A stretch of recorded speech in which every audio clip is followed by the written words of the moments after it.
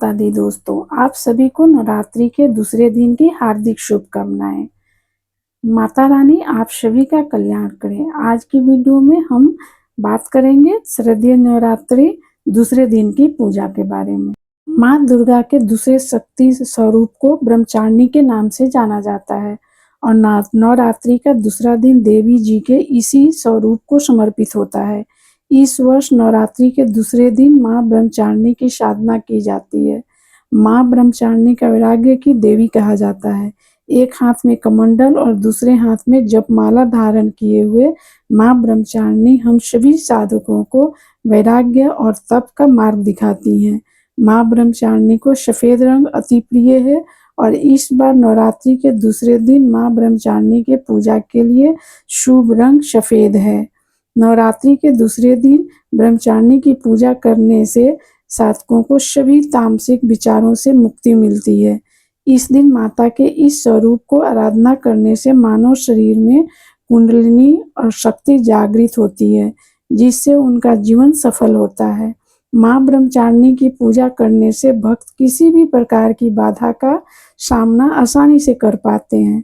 अब जानते हैं पूजा विधि के बारे में।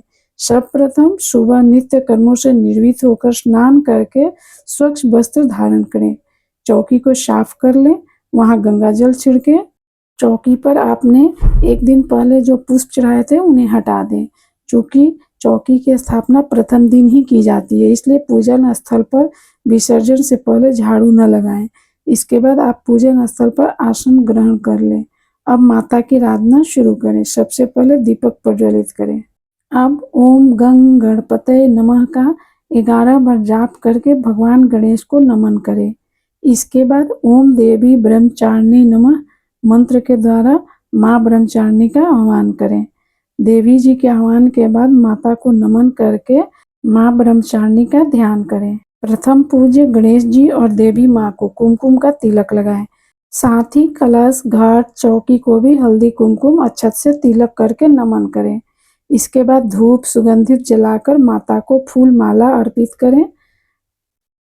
नारायण मंत्र ओम ह्रीं क्लीं चामुंडाय विचे का यथाशक्ति 11, 21, 51 या 108 बार जाप करें।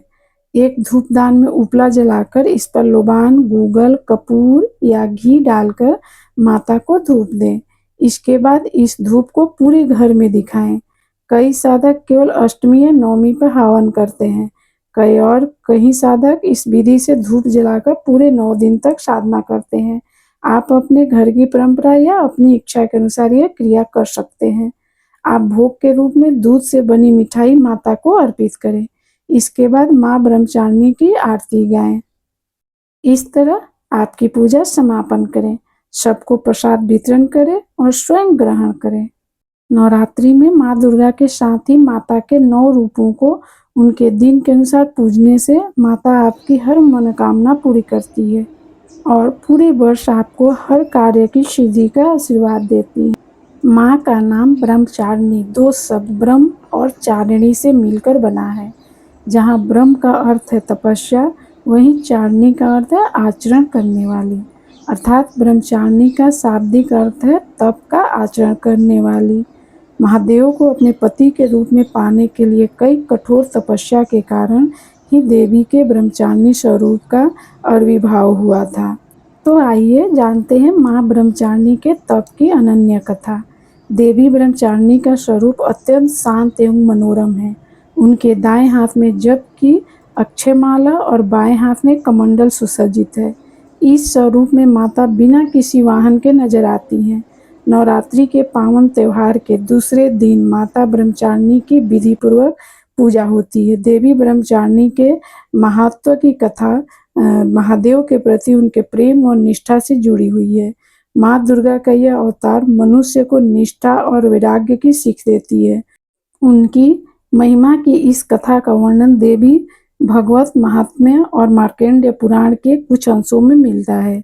धार्मिक कथाओं के अनुसार प्रजापति दक्ष ने कनखल में एक विराट यज्ञ का आयोजन किया था।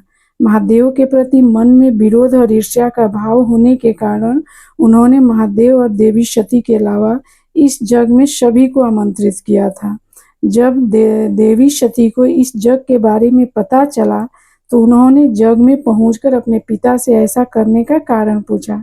इस पर प्रजापति दक्ष ने अपनी पुत्री और महादेव को अपशब्द कहे और इस अपमान से व्यथित होकर देवी सती ने भगवान शिव का ध्यान करते हुए योगाग्नि द्वारा अपना शरीर त्याग दिया। माता सती के आत्मदाह के बाद समस्त सृष्टि जैसे श्रीहीन हो गई थी और महादेव भी उदासीन हो गए थे। देवताओं ने महादेव की ऐसी हालत और दानों के उपद्रव से त्रस्त होकर आदि शक्ति का ध्यान किया। तब देवी आदिशक्ति ने सभी देवगणों को आश्वस्त किया कि वह बहुत जल्द पर्वतराज हिमालय के घर कन्या रूप में अवतरित होंगी। यही कारण है कि कालांतर में देवी ने हिमालय और मैना के घर जन्म लिया। पर्वतराज की पुत्री होने के कारण देवी पार्वती शैलपुत्री कहलाई। ऐसी मान्यता है कि एक बार हिमालय ने देवर्षि नारद से देवी पार्वती की जन्म पत्रिका को ठीक से जांच करने का आग्रह किया था। देवर्षि ने देवी पार्वती की जन्म पत्रिका देखकर यह बताया कि आगे जाकर यह त्रिलोक के स्वामी महादेव की संगनी बनेगी। जब इस बात का पता देवी पार्वती को चला तो उन्होंने वन में जाकर महादेव की कठोर तपस्या करना शुरू कर दिया। इस कठोर तपस्या के दौरान देवी ने भोजन स्वरूप सिर्फ फल और फूलों पर निर्वाह किया। तत्पश्चात उन्होंने सूखे बेल पत्रों को ग्रहण करते हुए अपनी तपस्या को जारी रखा। एक समय ऐसा भी आया जब देवी निर्जला और निराहार महादेव की तपस्या में लीन थी। महादेव को पाने के लिए देवी की इतनी कठिन तपस्या के साक्षी सभी देवी देवता एवं ऋषि मुनि बने और उन्होंने देवी पार्वती की इस तपस्या को अभूतपूर्व बताया। जब देवी की कठिन तपस्या के कारण उनका शरीर कमजोर हो गया था, तब सभी देवताओं और ऋषियों ने इस तपस्या से प्रसन्न होकर उन्हें यह आशीर्वाद दिया कि उनकी सभी इच्छाएं पूरी होंगी और उनका विवाह महादेव के साथ ही संपन्न होगा।